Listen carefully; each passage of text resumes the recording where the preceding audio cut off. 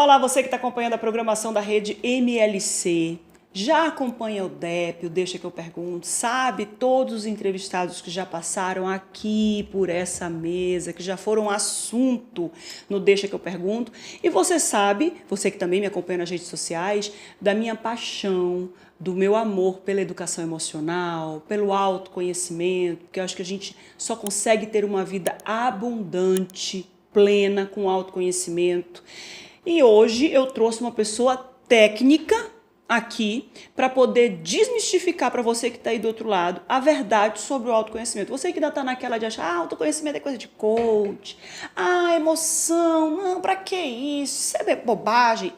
Fique atento, fique ligado, porque hoje você vai ter várias revelações, porque eu trouxe nada mais, nada menos que uma neurocirurgiã para poder conversar com a gente sobre esse assunto. Se você achava que o cérebro não estava ligado, a gente ainda usa a palavra Paranauê?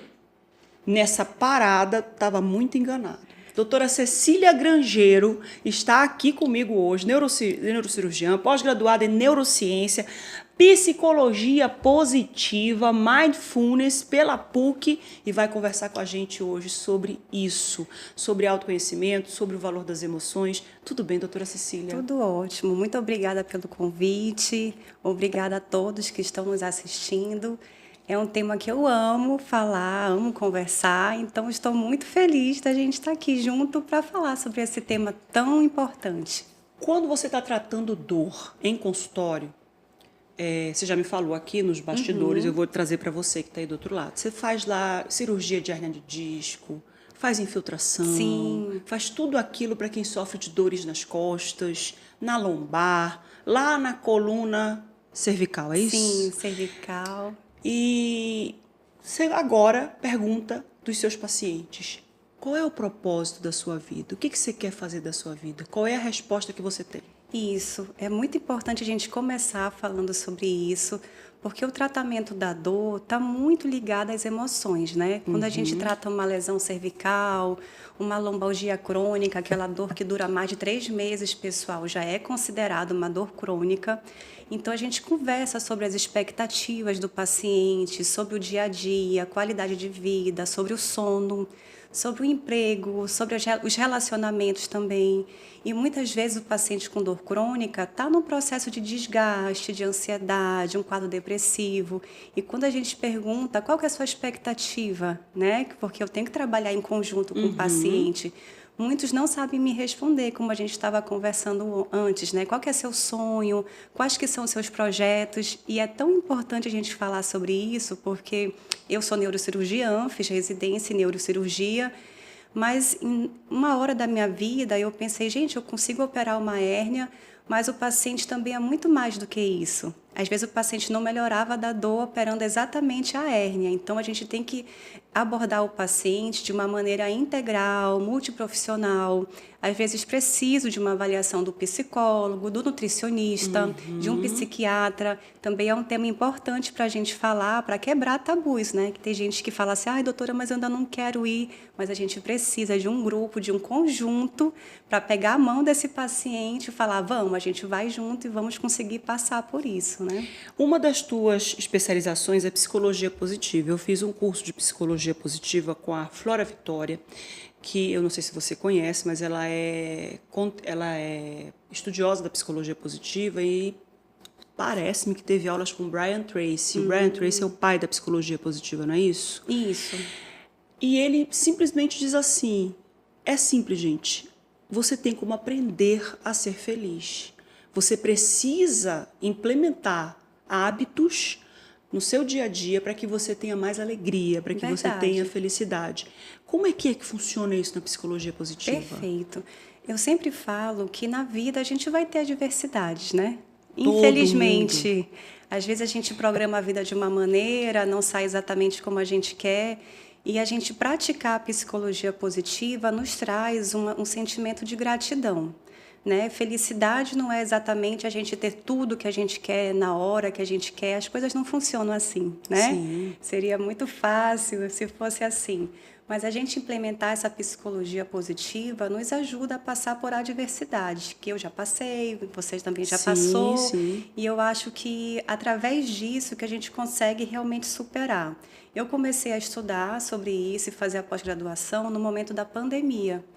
Porque eu comecei a trabalhar na época da pandemia, a gente operou muitos pacientes com AVC, né, que tiveram Covid, e eu chegava em casa, só via notícias tristes e na TV e no Instagram, e perdi muitos familiares, infelizmente, amigos também. Eu pensei, gente, eu vou precisar fazer alguma coisa para não ficar apenas nesse foco. Então, foi quando eu comecei a estudar sobre neurociência, sobre a psicologia positiva e sobre o mindfulness também, para me ajudar. Foi um momento assim de falar, gente, eu preciso também me ajudar, né? Sim, é a questão, a gente sempre usa a analogia da máscara do avião. Ninguém, mãe não consegue acudir filho se não tiver com a máscara do avião primeiro nela. Médico não consegue acudir paciente se não tiver bem de saúde. Filho não consegue acudir mãe, nem irmão, nem ninguém se não tiver bem também. Isso. A gente falou sobre gratidão. Perfeito. Gratidão faz realmente bem para o cérebro? Faz diferença. A gratidão, ela estimula a liberação de dopamina, que é um neurotransmissor, né, uma substância química, e a gente chama que é a substância do bem-estar. É aquela substância que te traz uma paz, um relaxamento. É claro que algumas pessoas falam assim para mim, doutora, mas como é que eu vou ser grata se eu estou com esse diagnóstico? Eu entendo que a gente passa por momentos difíceis, como a gente conversou também, já estive numa UTI recentemente, e eu podia ficar pensando, poxa, eu faço tudo certo, eu não sou hipertensa, eu não sou diabética, eu faço atividade física, tento me alimentar um pouco melhor e fui parar numa UTI. Ou então podia pensar, nossa, eu sou grata que eu estou viva, recebi alta da UTI, graças a Deus, voltei a trabalhar. Então, a gente procura focar na gratidão. Como você falou, é um treinamento, né? É um treinamento. Isso, ou a gente realmente vai deixando seguir por um caminho, ou a gente fala, opa, vamos voltar aqui para o sentimento de gratidão. E a gratidão também, ela aumenta o fluxo sanguíneo cerebral da região pré-frontal também, te ajudando a tomar decisões mais positivas, fazendo com que você consiga pensar um pouco melhor, ter mais foco. Então, a gente também sempre recomenda que ninguém tome decisões no momento de raiva, de fúria, né? E eu lembro que quando eu comecei a fazer a pós-graduação de neurociência e mindfulness, eu falei, gente, nunca mais na vida eu posso ter um momento de raiva. De ira. Porque senão vão dizer, tá vendo? Estudou e nem tá seguindo, né? Mas claro que a gente vai ter, a gente tem nossos momentos também de angústia, só que a gente consegue implementar ferramentas para nos ajudar nesse momento. Não quer dizer que eu não tenha, gente, essa irritabilidade às vezes, mas a gente fala, opa, eu posso implementar a respiração um pouco melhor, eu posso ficar um pouco sozinha, escutar uma música, ler alguma coisa, assim a gente consegue voltar para o nosso eu, né? Eu comento com ela que o Robson, meu marido, ele para mim é um exemplo de muitas coisas positivas, amém, né? amém. Eu aprendo muita coisa com ele aprende muita coisa comigo, né? E nesse trabalho de mudar o foco do pensamento, de trazer coisas boas, em meio a um mar de desilusões, de tristezas e tudo isso, que é normal e que a vida é assim mesmo, como diz a música, né? Uma música que eu acho que é o padre, eu não me lembro agora o nome do padre, acho que é o padre Sérgio, que diz assim, ele também chorou quando Lázaro morreu. Jesus chorou quando Lázaro morreu. Imagina a gente. Imagina a gente, né? E ele sempre diz assim, amor, você nunca vai deixar de sentir o que você sente. Perfeito. As tristezas, as coisas. Mas quando você tem ferramentas, você sai mais rápido do fundo do poço, né? Então a gente nunca vai deixar de ter raiva, a gente nunca vai deixar de ter chateação, a gente nunca vai deixar de ter medo. Mas quando a gente para e, no mínimo, respira, que todo mundo pode fazer, no mínimo isso a gente tem um tempo para poder, peraí, vamos racionalizar isso aqui, calma, não é o fim do mundo, vamos embora repensar isso aqui para poder ter o traquejo e o manejo para poder agir, para ter atitude. E o que eu sempre falo também, que isso faz parte da espiritualidade, não é religião, a gente não está falando de religião. é da sua espiritualidade, da sua conexão. E o que eu gosto de dizer é que a neurociência e a espiritualidade não são excludentes, elas se complementam. Né? Então, assim, a partir da neurociência, a gente pode compreender muita coisa e tentar usar essa ferramenta para ajudar, para tentar auxiliar alguém.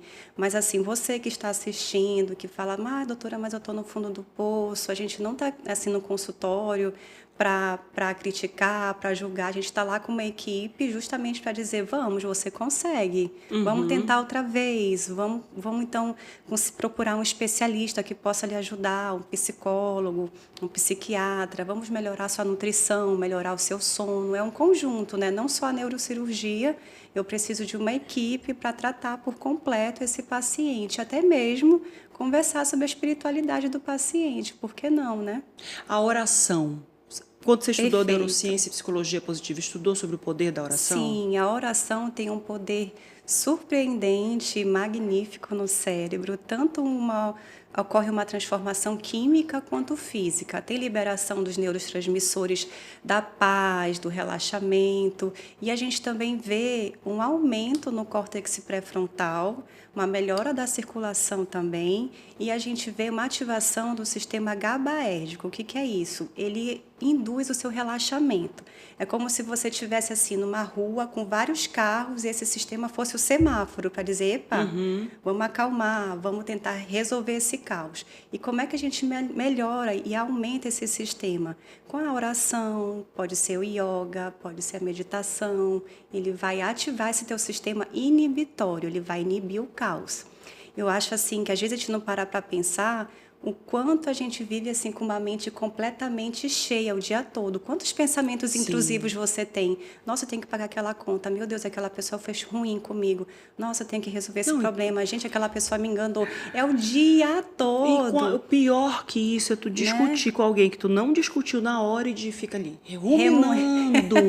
Ai, por que eu não falei isso? Ai, por que eu não disse isso? Ai, porque nossa, tu fica ali vivendo o passado, revivendo o passado o nosso tempo todo. Sistema inibitório e tentar relaxar. Agora sim, muitas pessoas têm uma ideia um pouco fantasiosa, como eu também já tive, né, da yoga, sempre pensava assim nos orientais, sempre pensava alguma coisa muito complexa, muito difícil, que eu nunca ia conseguir, porque eu já fui uma criança hiperativa, né? Sim. E até já implementaram tratamento na minha infância para hiperatividade também, então eu achava que eu não ia conseguir. Então é importante para quem está assistindo que todo mundo pode conseguir, sim, meditar. A gente começa com 5 minutos, não precisa ser algo tão complexo também, né? Falar, tem que ser com tal música, em tal lugar, em tal... Não, a gente pode fazer uma meditação na cozinha, no quintal de casa, no nosso quarto. 5 minutinhos já vai te ajudar. Ou até mesmo eu faço... Como eu sou neurocirurgiã e trabalho em urgência, a gente lida com muita gente, né? Então, nos intervalos, eu faço um retiro também, de 2 minutinhos, um retiro para mim, para respirar melhor, para tomar decisões mais assertivas também, né? Decisões que são importantes. Eu acho que a gente pode ter essa meditação ao longo do dia também. Eu acho que a gente precisa estudar, saber o mínimo. Ninguém está mandando ninguém virar neurocirurgião, neurologista, ou o que quer que seja, mas você precisa pelo menos entender como é que hoje os estudos estão com relação a hábitos, a implementação de hábitos, a implementação de novos pensamentos, novas rotinas. Sim. Porque quando a doutora Cecília fala assim, eu fui uma criança hiperativa, eu sou hiperativa até hoje, né? Hoje eu sou um pouco mais calma, porque depois do que a gente viveu em 2024, depois do que eu vivi em 2024, eu já estou mais do tipo assim, o que tiver que acontecer vai acontecer. Já tem as ferramentas, né? Eu tenho algumas ferramentas que eu já vou usando. Mas quando você entende o que é neuroplasticidade, quando você entende o que é neurogênese, quando você entende que hoje, quando a gente nasce dentro de um ambiente com determinado comportamento e pensamento, nós não estamos condenados a viver aquele pensamento, aquele comportamento, você começa a enxergar o outro e falar, eu quero tanto ser daquele jeito. Isso é importante. Ser daquele jeito não é ser igual ao outro, é modelar. Sim, é olhar o outro com o pensamento, o que aquela pessoa tem de bom que eu posso implementar na minha vida. E o que a gente também sempre fala na neurociência e na espiritualidade, que a gente precisa de um propósito, né? Seria muito vazio a gente vir até aqui e pagar conta, pagar boleto e é isso, né? Então, assim, pelo menos o meu objetivo é que a gente saia daqui, nós todos vamos sair um dia, um pouco melhor. E que a gente possa fazer diferença nos ambientes que a gente convive. Pode ser uma diferença pequena, pode ter ajudado alguma pessoa, mas eu acho que se cada um pensar dessa forma, a gente consegue construir uma corrente, né? É muito pequeno a gente achar que não tem nenhum sentido, que não tem nenhuma função. A gente pensar que a gente pode melhorar um pouco a cada dia é importante. E a gente fazer essa análise também, né? O que que eu posso... E outra coisa, gente, só para dizer aqui, uma vida feliz, ela é feita de pequenas alegrias. Uma Isso. vida com sentido é feita de pequenos atos. A grandiosidade, a magnitude de se viver e viver bem são pequenos atos todos os dias que fazem com que no somatório resulte em uma vida bem vivida. Ninguém tem que ganhar Nobel, ninguém que tem que descobrir cura de doença, ninguém tem que nada disso não. Dentro da sua vida, um sorriso, uma palavra, um ato de amor, tudo isso impactando a vida do outro já cumpriu o seu propósito. E o que a gente vê, a gente é de uma geração que a gente não tinha WhatsApp, não tinha Instagram, não tinha essa cobrança toda, né? Sim. E agora a geração que eu atendo muito também dos pacientes mais jovens tem essa cobrança exagerada, essa comparação exagerada. Esse não é o mundo real também, né? Não. Essa não é a felicidade exatamente. Mindfulness. O que afinal de contas, é mindfulness? Adoro falar sobre isso, que é estar presente. Quando começaram a falar comigo sobre isso, eu não entendi. Eu digo, como assim? Eu estar presente? Aqui, eu tô presente.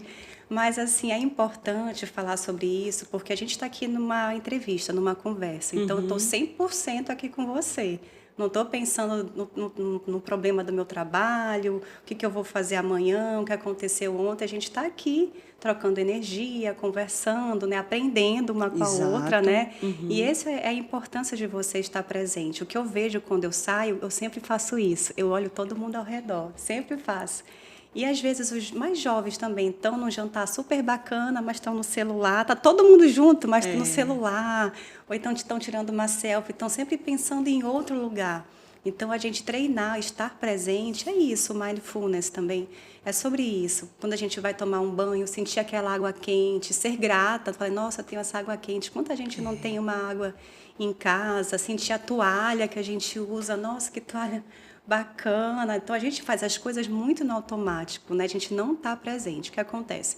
Ou a nossa mente está voltada para o passado, alguma coisa que te machucou, que te magoou, que te irritou, ou então a gente vive numa ansiedade em relação ao que vai acontecer. E muitas vezes nem acontece, graças a Deus. Graças a Deus. Se 10% do que a nossa mente cria acontecesse, o mundo era um caos. Pronto, falou tudo. Então, estar presente é importante e é um treinamento, pessoal. Às vezes eu não estou presente também. Meu Deus, o que eu vou fazer amanhã? Como é que eu vou resolver essa questão? E a gente fica nisso. Aí eu tenho que parar e dizer, não, eu tenho que aproveitar esse momento. Eu estou aqui com as minhas filhas. Ontem a gente estava assistindo um filme de comédia à noite, todo mundo ligando para resolver um problema. Eu falei, não, mas a gente está assistindo o filme, eu e a minha filha agora, né? Quando saio com meu marido também, de ouvir como é que foi seu dia, o que você fez hoje. Eu acho que a nossa sociedade, minha amiga, está muito dispersa. É isso. Eu já estive em reuniões em que a pessoa estava no celular comigo e na reunião. Então, para mim, a reunião não valeu muito, porque ela não estava ali presente, entendeu? E isso que estar presente. Importante a gente fazer aquela brincadeira que eu vi, acho que num filme uma vez, e eu não me lembro exatamente qual foi o filme, mas eram amigos que chegavam e tinham uma cesta. Aí deixava o celulares todos na cesta. Eu tenho uns amigos que fazem isso, principalmente em viagem. Bora deixar tudo na cesta. Não, E tem uma frase que o Robson, meu marido, sempre gosta de repetir, que ele tem um Instagram, ele gosta muito de fotografia, então ele tem um Instagram dele, né? E tem um de fotografia, Perfeito. Que são de imagens que ele captura. E a frase que tem no Instagram é aquela assim, as imagens mais bonitas são aquelas que estão na memória. Ah, que lindo! Porque nem tudo ele consegue fotografar, Isso. Né? Então, é espetacular como você precisa enxergar e guardar no teu pensamento. Sim, eu vi uma imagem de pessoas no Réveillon, na Torre Eiffel, né? De 20 anos atrás, todo mundo aproveitando o momento. E uma imagem bem recente, todo mundo tirando a foto com o celular, né? Então, Eu não estou criticando nem julgando. A gente também, às vezes, quer tirar uma foto, quer filmar. Para ver depois, né? Isso, mas a gente precisa ficar atento para isso. E principalmente com os jovens também, que já estão começando a vida nesse modo automático, sabe? A minha preocupação maior. O estresse, como é que ele impacta no cérebro? O estresse impacta completamente no cérebro, né? Tem ativação do sistema do glutamato, que a gente chama. E essa ativação, essa excitabilidade excessiva causa a morte dos neurônios, imagina, né? Então, assim, o lobo pré-frontal... Não, peraí. Espera só um minutinho, peraí. O estresse pode matar meu neurônio, que eu tô lá trabalhando o bichinho para ele ficar mais inteligente, ele pode... Quando a gente sofre um ataque, por exemplo... esse estresse único ou naquele momento agudo pode te ajudar. Você vai ter uma reação melhor, você vai ter uma força maior, você vai liberar adrenalina, ok. Agora, você liberar isso de maneira crônica causa uma estafa exagerada e está muito relacionado também com a ansiedade e com a depressão. A questão, e com o burnout, que a gente fala muito, né?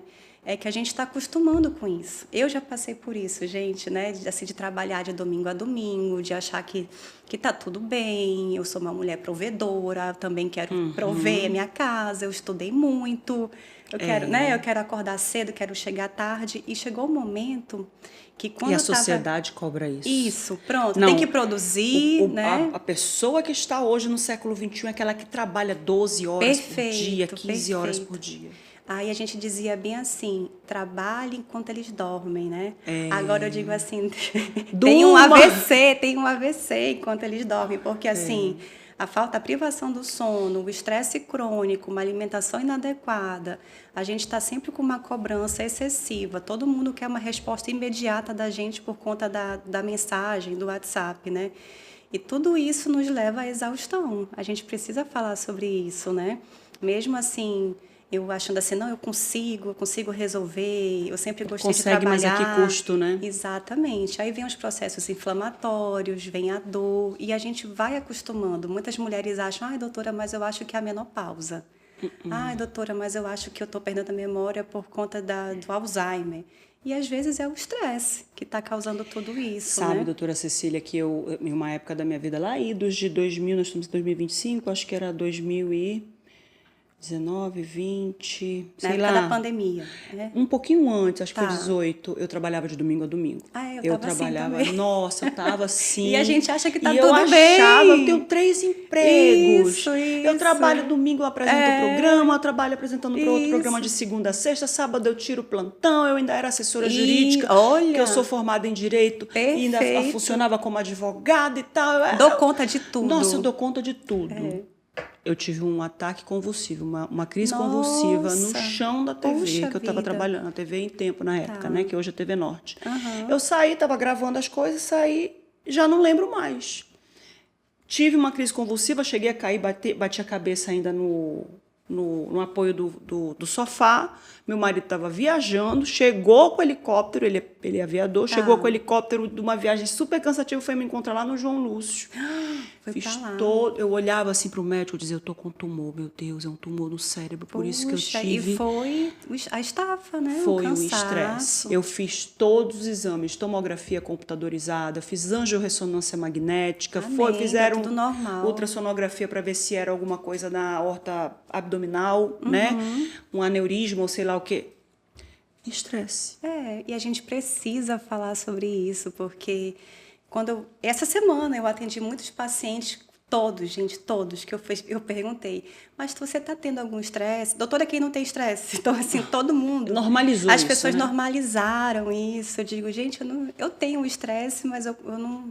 Eu consigo lidar. Se me perguntar, está estressada? Eu ia dizer, não, eu consigo manejar. Mas, assim, todo mundo normalizou o estresse. Doutora, e esse trânsito?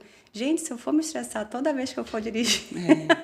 E olha, eu vou dizer uma coisa, uma pessoa que agora, né, vive de controle de marcadores tumorais, controle de exames, e vou ficar assim pelos próximos 5 anos, porque preciso fazer um controle devido ao câncer de mama que venci. Amém. Aí a gente pega lá um marcador tumoral que altera com o estresse. Sim, Aí sim. tu pega aquilo e tu fala assim, meu Deus, aumentou, o câncer voltou, não sei o quê. Nossa, e é tudo porque você não está gerenciando o seu Perfeito. cortisol. Pronto, mas como a gente estava conversando, quando eu passava um tempo sem fazer nada, aí eu me cobrava. Nossa, eu não estou produzindo. Eu passei uma tarde em casa sem fazer nada, porque a gente acha que é errado agora, né? E precisa assim de um evento às vezes muito marcante na nossa vida para a gente entender que é ótimo ter esse momento de não fazer nada. É normal você ficar assistindo filme, descansando, né? Não se cobrando tanto. Eu acho que a nossa sociedade se cobra demais. Não, E a é o gente está tempo correndo todo. tanto para quê? Essa é a pergunta. É uma corrida, né? A gente está numa corrida? Isso, Não tá, eu vejo todo não. mundo correndo, correndo. Eu digo, meu Deus. Ou até mesmo umas pessoas que praticam yoga. É uma correria para chegar também lá na hora da yoga. E é uma briga no trânsito. Então, assim, perdeu a função. E perdeu, já chega Perdeu. estressado no yoga. Isso, pronto. Quais são as técnicas para controlar a ansiedade? Perfeito. A gente tem técnicas, não são tão complexas, mas que requerem a lembrança. A primeira técnica que a gente faz é a respiração, né? Você tentar respirar melhor, melhorar o fluxo sanguíneo cerebral, a oxigenação das células também, e a gente esquece dessa respiração adequada, né? A gente sempre está com uma respiração mais superficial. Outras técnicas que eu utilizo, técnicas que o paciente pode utilizar, que o paciente faça o que ele gosta. Mas como a gente estava conversando, tem pessoas que não sabem me dizer o que gostam. Não sabem. Não, eu digo, mas bora tentar gerenciar esse estresse. Você tem algum hobby, alguma coisa? Às vezes pode ser cozinhar, pode ser ler a Bíblia, escutar um louvor, tocar Fazer aula de instrumentos, dança. isso. E muitas mulheres, mais as mulheres, não sabem me dizer o que elas gostam de fazer. Elas normalmente começam a gostar do que os filhos gostam ou do que o Isso, marido gosta. pronto, é isso. Nisso que eu ia realmente chegar. Doutora, eu não sei o que eu realmente gosto, porque eu faço isso com as minhas filhas, eu faço isso com meu marido. Eu digo, tudo bem. E qual que é o seu momento? O que você gosta de fazer? Tanto que eu falo assim, tá, tudo bem, não me responde agora. Bora passar uma semana, você pensa e bora ver o que você gosta de fazer. E outra coisa importante, gente, o que eu gostava de fazer há 10 anos, às vezes não é o que eu gosto de fazer agora. E tá tudo claro. bem também, isso é É normal. perfeito. Se tiver tudo igual, é que tem um problema. Isso. Então as pessoas falam, ai, doutora, eu comecei a trabalhar em tal área, mas agora eu não gosto mais. Eu digo, então vamos Graças mudar. a Deus, é. Então assim, quando eu comecei a fazer o curso de neurociência, eu tive uma aula sobre capotar é preciso. Todo mundo vai capotar, todo mundo vai virar. E aí, um grande estudioso ficou tentando descobrir uma forma de não capotar, que ele queria atravessar o oceano sem virar, atravessar sem virar.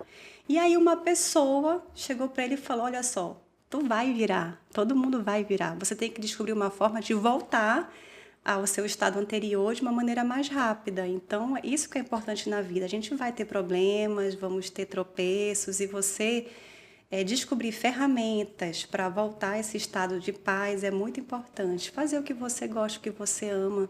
Pode ser servir, pode ser ajudar alguém, né? Isso também faz parte do nosso sistema dopaminérgico, né? E principalmente, gente, não espera o marido te acompanhar, não Isso, espera o pronto. filho te acompanhar. Eu tenho uma brincadeira lá em casa, que o meu marido, a gente às vezes gosta dos mesmos filmes e às vezes não gosta. E Eu tá gosto tudo bem, muito de né? filme psicológico, Também. aquele filme que eu vou Ou olhando. algum filme que vai me ensinar alguma Nossa, coisa. é um filme que se arrasta, mas eu tô tão presa naquele filme. Aí o Robson vira pra mim e fala, como é que tu consegue assistir isso? E eu adoro cinema. Então, assim, filme bom ou ruim, eu quero ir assistir, eu quero ir pro cinema Pra saber, assistir. né? Pra eu falar mal Tá. junto com todo mundo. Mas eu quero ir.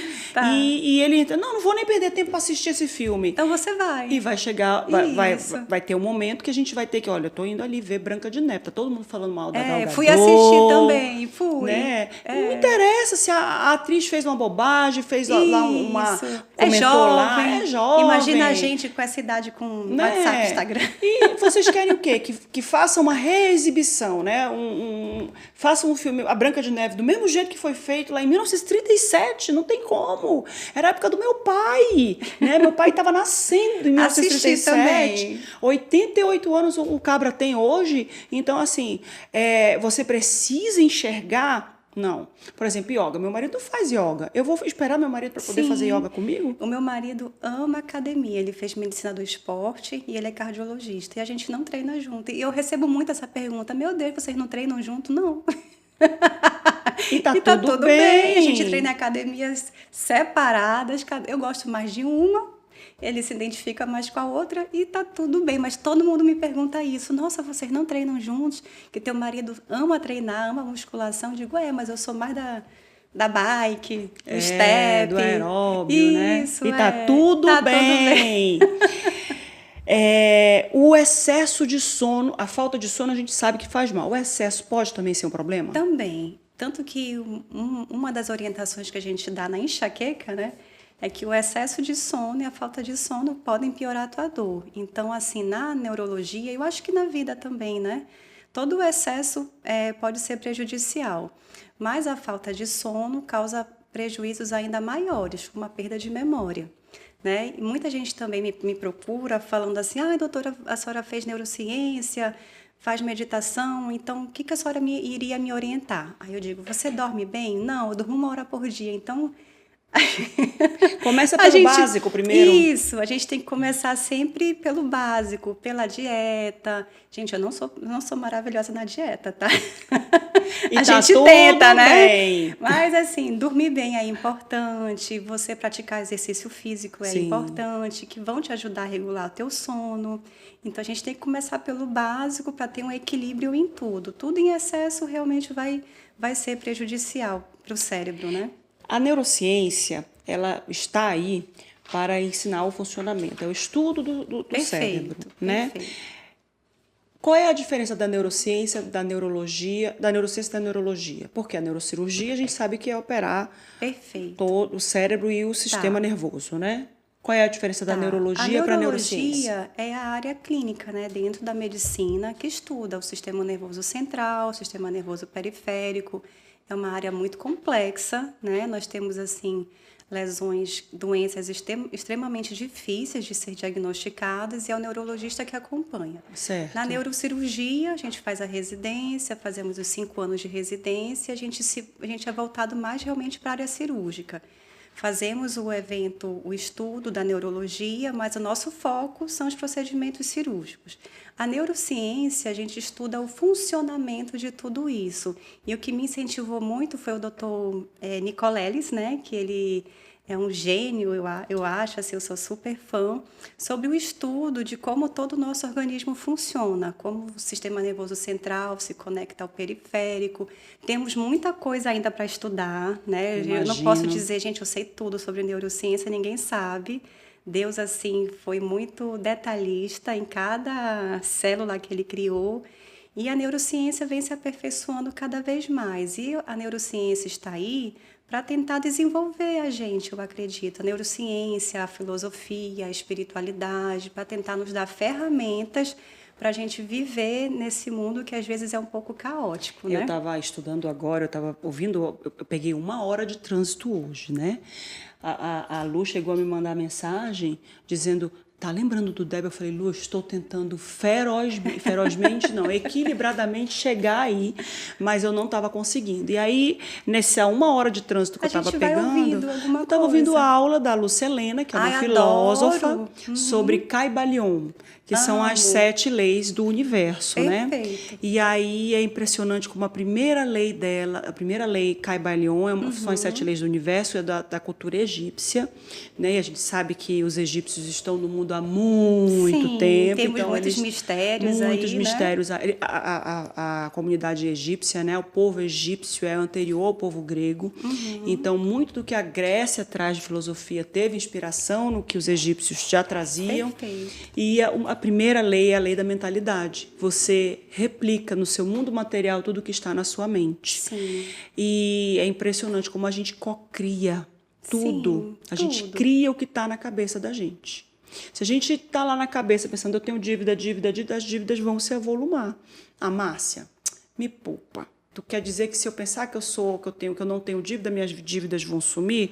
Não, porque se você não mudar o seu hábito de gastar demais, né, não vão sumir. Mas pensar em prosperidade traz a você um hábito de ser próspero. É aquela história, primeiro treine até ser.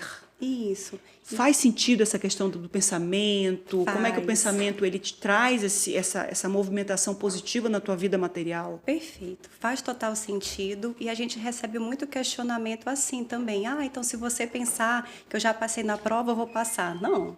Por favor, né? Porque senão tu quer tudo de mão beijada, tu não quer progredir, tu não quer aprender nada. Só que a gente vê até mesmo assim, no trato dos pacientes, e tem pesquisas científicas sobre isso, os pacientes que tinham maior vontade, que tinham otimismo, que mentalizavam a sua cura, a gente vê um resultado melhor, e tanto em pesquisas científicas como eu vejo isso no meu dia a dia. Aquele paciente, não, doutor, eu vou tentar, vamos lá, vai dar certo. Já o paciente que chega até mim, nossa, não sei para que eu vim até aqui, né? Nunca deu certo nada. Na minha vida nunca deu certo. Tá vivo, tá andando, tá respirando, isso, mas nunca deu certo. Nada na vida. É realmente um tratamento mais complexo, né? Isso não quer dizer que não vai dar certo, mas a gente precisa realmente de uma orientação maior. Então, essa mentalidade é importante.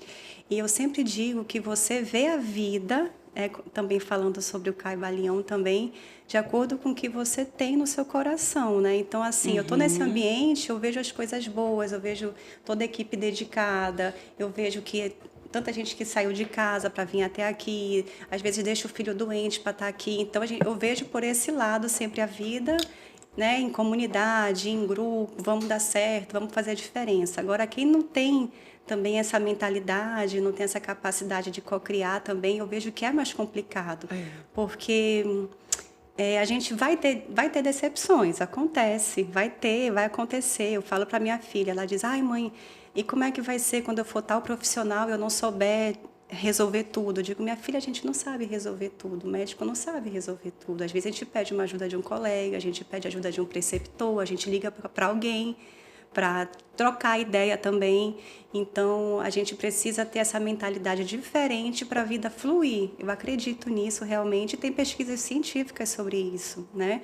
Agora, se você ficar pensando, meu Deus, nada dá certo, deu tudo errado, fui parar numa UTI porque eu trabalho no pronto-socorro, peguei uma doença, tá vendo? Eu não deveria estar lá. Então, a mente também vai nos colocando para baixo. Às vezes, a gente não pode deixar.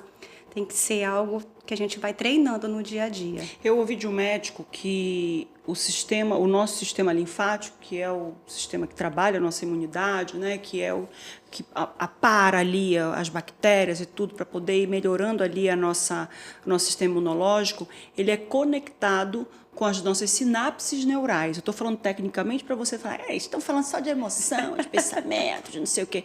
Pensamento é sinapse neural. Sim, né? Exatamente. Então, ele é ligado com as nossas sinapses neurais e como essas sinapses influenciam no que a gente está sentindo, no que a gente está sentindo no estômago, no que a gente está sentindo no nosso coração.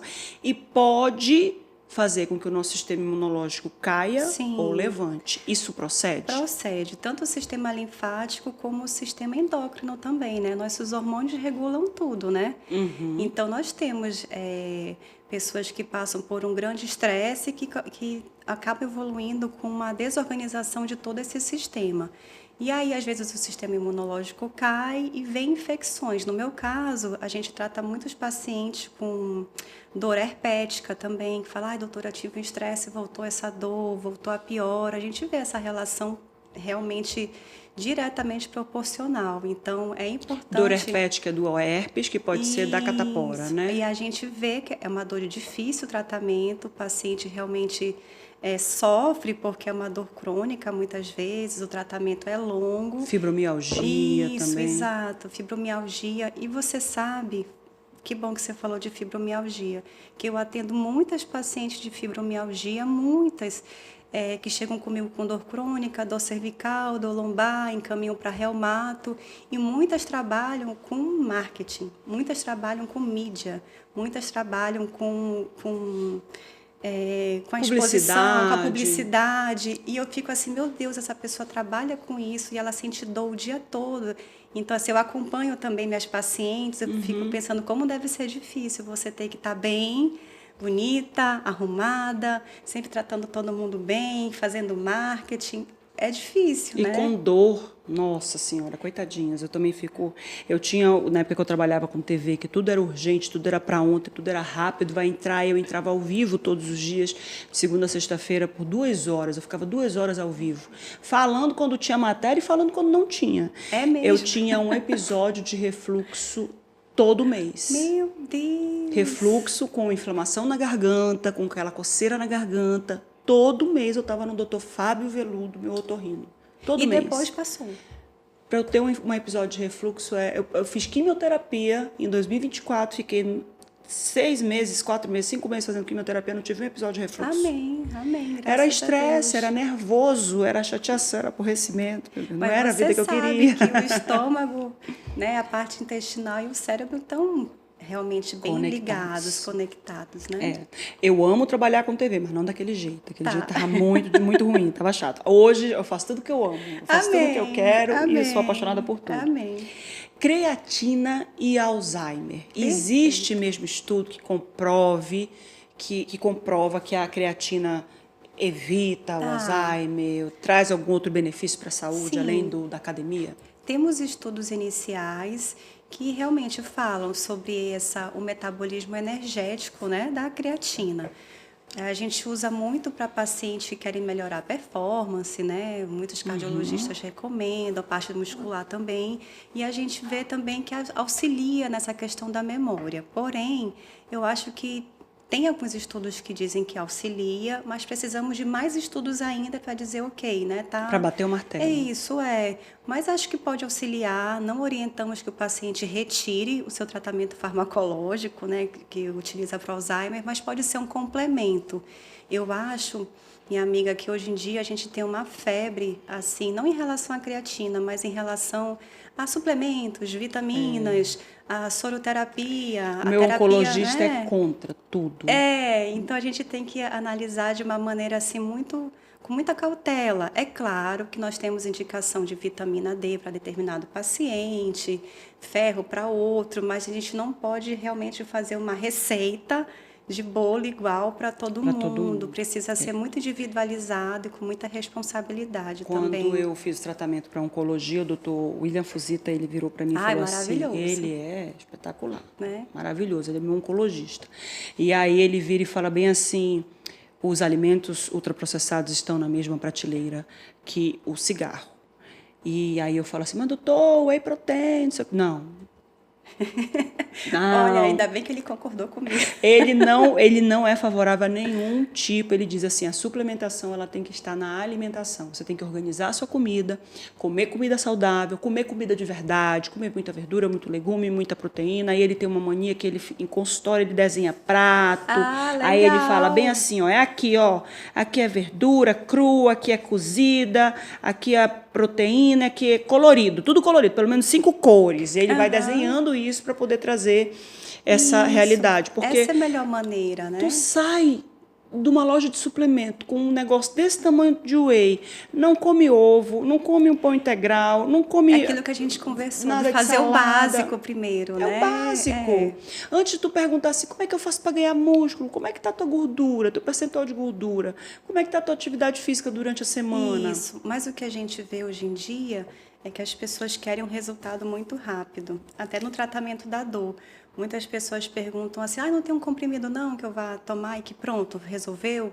E infelizmente a gente não tem, né? Na dor crônica, precisa da atividade física, precisa gerenciar o estresse, precisa dormir bem, precisa controlar a glicemia quando o paciente é diabético, precisa tratar a hipertensão. Então, assim, é um conjunto de fatores. Não existe um comprimido mágico que eu diga assim, gente, toma isso que vai... Não tem milagre, pessoal. Infelizmente. Não tem milagre. Ou não, sabe, Cecília? Porque tem que ter se você essa não trajetória, você não quer ter esforço, né? pra nada, cara. Tu tá no século XXI, aí eu já fico assim meio galerosa, né? Porque eu sou do Japim. Tu tá no século XXI, tu tem ar-condicionado, tu tem fogão elétrico, tu não precisa nem procurar o fósforo para poder ligar a boca do fogão lá. Tu tem academia, tu tem a cura da penicilina, tu tem a penicilina que cura, né, as doenças inflamatórias por bactérias, né? Porra, tu tem tanto, tu tá hoje vivendo. O meu médico, o mastologista, disse, se tinha uma época que nunca ninguém tenha câncer, mas ter câncer hoje, no século XXI, câncer de mama é muito melhor do que ter câncer há 30 anos, que era uma roleta russa. E aí tu ainda não quer ter uma vida organizada, com alimento, e muitas tratando as pessoas com amor, com do tranquilidade. comprimido para passar em concurso também. Doutora, eu queria alguma coisa para me ajudar. Eu digo, gente, se vocês souberem tudo que eu fiz, tudo que eu estudei para a gente passar em alguma coisa.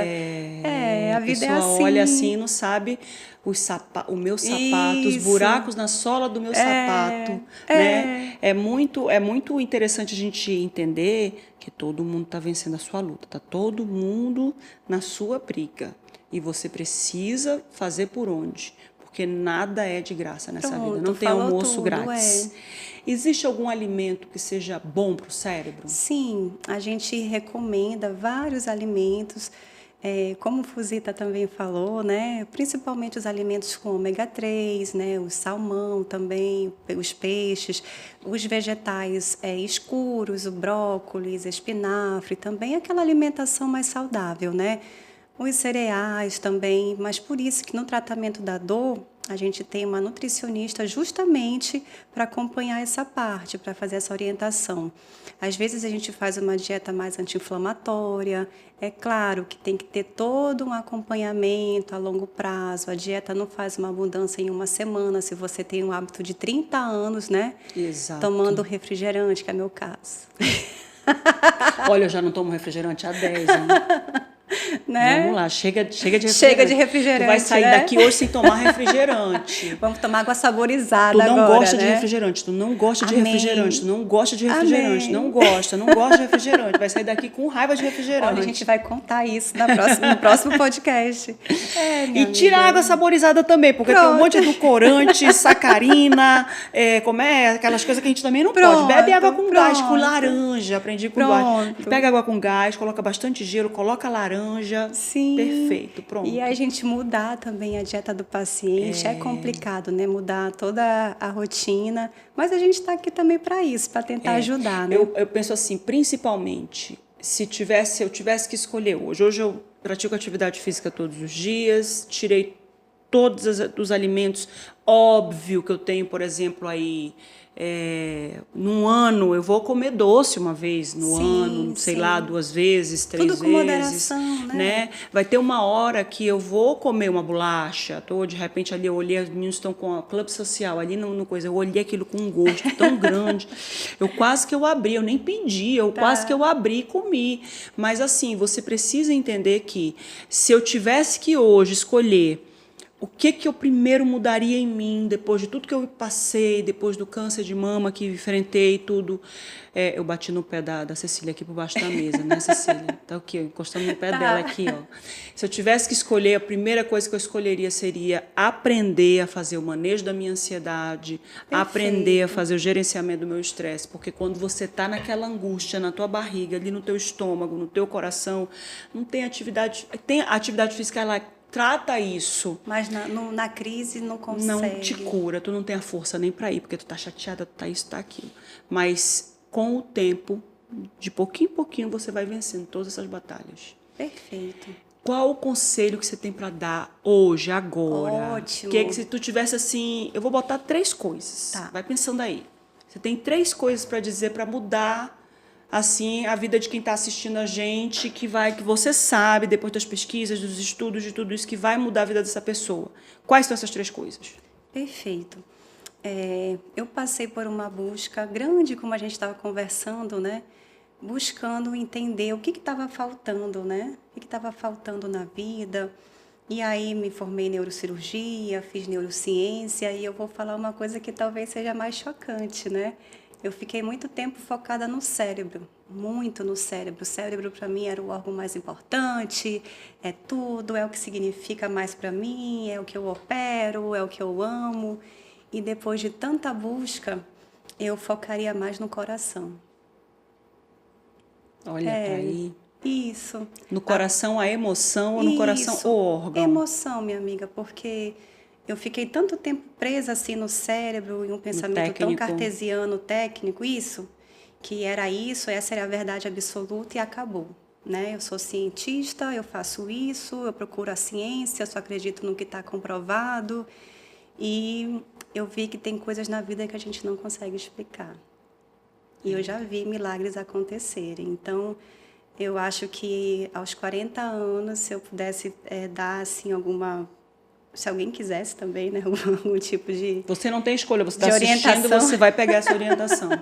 Seria focar mais no coração, amigas, no meu também e das pessoas também. É isso. Eu acho que a gente dá o que a gente tem no coração. E depois que a gente aceita isso, também os outros problemas ficam menores, porque cada um tem alguma coisa. A boca fala o que o coração está cheio. Pronto, né? é isso. Olha só, uma neurocientista. Não, gente, eu tenho essa é minha oportunidade para melhorar. Eu não posso vir de novo do mesmo jeito. Exatamente. Então, o que eu puder fazer para estudar, para melhorar a minha concepção de vida, de mundo, eu estou aqui. É isso, minha amiga. Quando a gente estuda, como você falou, dos egípcios, os indianos, a gente procura muito conhecimento, como a gente estava conversando, a gente procura em tanto lugar, já fui até a China, fui até a Índia, queria saber, queria ler, pesquisando e procurando, e depois de muito tempo, como a gente falou, eu percebi que estava em mim, né? A questão da paz, do autoconhecimento, da aceitação também, do perdão, né? Que aos 40 anos a gente já passou por raiva com alguém. Oxe, nem me fala. Mas a gente perdoar também ajuda o coração. E eu acho que depois que a gente foca nessa parte da emoção, a gente vê o mundo de forma diferente. A gente vê o outro de maneira diferente. Eu vou dizer duas coisas para quem está acompanhando aqui essa entrevista. Depois que eu fiz o tratamento do câncer, eu tive que tirar um ovário para poder evitar de ficar tomando Zoladex, porque eu não podia ter hormônio, porque o tumor era hormonal. E aí eu comecei a ter fogachos. Fogacho é umas ondas de calor que vem em decorrência da menopausa antecipada que eu tive. E mulher que vai ter menopausa pode ter ou não. E aí, quando eu conversei com as minhas amigas, que elas disseram, não, eu não tive nenhum sintoma da menopausa. Eu falei, minha gente, tu é ansiosa? Não, nunca tive ansiedade, não. É uma mulher, né, elevada, uma pessoa assim, né? E eu percebi, porque essas ondas de calor, ela não vem só com calor, ela vem com um mal-estarzinho, assim, lá no estômago, né? Um mal-estar, uma sensação ruim, uma mini depressão, digamos assim, mas que passa depois que passa o calor. E eu percebi que todas as vezes que eu vou sentir essa onda de calor, eu começo a me lembrar de praia, de mar, de ter pensamento positivo. Eu sinto muito menos esse impacto da onda de calor do que quando eu estava, por exemplo, no auge do tratamento, que ela vinha muito forte. Então, eu reverto qualquer tipo de pensamento de ansiedade e faço com que venha um pensamento que me dá borboletinha no estômago. Ai, que legal, que animação e tal. E aí, essa onda de calor, ela diminui. Graças a Deus. Exponencialmente. E uma outra coisa que eu também vinha enfrentando com dificuldade, é porque eu desenvolvi uma neuropatia, né, uma síndrome do túnel do carpo por causa do remedicamento que eu tomei. Já está um pouco mais aliviado, mas eu ainda faço uso de pregabalina e de um antidepressivo para a dor. Sim, um antidepressivo que tem um efeito de dor. E eu comecei a imaginar que eu tenho um superpoder e que das minhas mãos sai uma luz dourada, curativa. Então, toda vez que ela está formigando, eu falo, está saindo luz, está me curando, está me curando, está me curando. Porque você começa a enfrentar aquele desconforto físico em decorrência de uma patologia com bom humor e com alegria. Sim, E tudo é assim. Exato. O tratamento foi muito mais suave do que muitas mulheres enfrentam, porque eu tive um pensamento positivo. Tinha dia que eu estava ruim, mas tinha dias que eu estava bem, principalmente é importante sempre a gente falar sobre visualizando isso, a que tem dias que não está tudo bem e faz parte do nosso dia a dia, né? Exatamente. Obrigada por ter vindo. Eu que agradeço. Teremos muitos cafés. Amém. Com a Muito doutora obrigada Janaína. a todos. Jean, obrigada por ter me mandado entrevistar, doutora Cecília, viu? Tu acertou muito, Jean. Tu corta depois, viu, Clóvis? Essa parte aqui para mandar para a Janaína tirar a pele? Por favor, tá bom? Obrigada. Obrigada por ter vindo, viu? Eu que agradeço a oportunidade. Eu adoro falar sobre esses temas. E se a gente puder falar um pouquinho mais para outras pessoas também, eu acho muito importante. Tu é casada com o doutor Marcelo Grangeiro? Marcos. Marcos Grangeiro, que é cardiologista. Há quanto tempo? Vai fazer 18 anos. Tu é neurocirurgiã há quanto tempo? Menina, mais de 10. Quando eu casei, eu era estudante. Pois é. Aí a vida disse para ela, por meio do marido, o coração é mais importante. Porque O marido dela é É cardiologista. cardiologista, é. E mais uma vez estava do lado e ela não enxergou. E eu não, eu quero a melhor. Eu quero o cérebro, porque o cérebro comanda o coração. Isso, e depois a gente viu... Se quebrou toda. Quebrei. Tá tudo bem, né? Que bom que quebrou, né, Cecília? Ainda bem, ainda bem. Dúvidas que você tenha com relação a essa entrevista, pode fazer aqui nos comentários, que a gente vai atrás da doutora Cecília com muito prazer para que ela responda todas essas dúvidas. Quem tiver com a gente também aí pelo Instagram, pelo YouTube, pelas nossas redes sociais, perguntem que a doutora Cecília responde. E, principalmente, assistam essa entrevista mais de uma vez, levem para debaixo do travesseiro, ouçam como se fosse uma meditação antes de dormir, durmam com a voz da doutora Cecília e com a minha também, para que vocês entendam que a busca pela educação emocional é a chave mestra para poder ter uma vida equilibrada. Né? É sim. Obrigada. Eu que agradeço por tudo. Obrigada, pessoal. Você já sabe, hein? É assunto, deixa que eu pergunto. Até a próxima.